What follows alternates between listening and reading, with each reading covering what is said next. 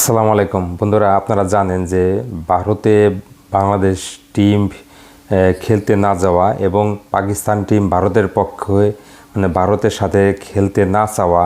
এই বিষয় নিয়ে বাংলাদেশের হয়ে পাকিস্তান অনেক কিছুই করেছে,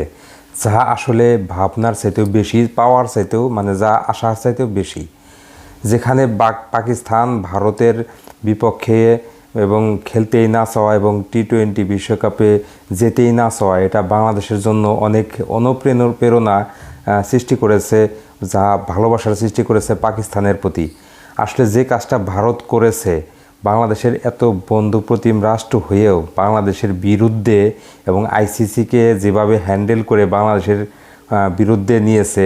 আসলে সেটা আসলে কাম্য ছিল না। এবং মুস্তাফিজকে ভারত থেকে নিরাপত্তার দায় দেখিয়ে বাংলাদেশে প্রেরণ করা এবং খেলতে না দেওয়া আইপিএল, এটাও ছিল অনেক অনাকাঙ্ক্ষিত এবং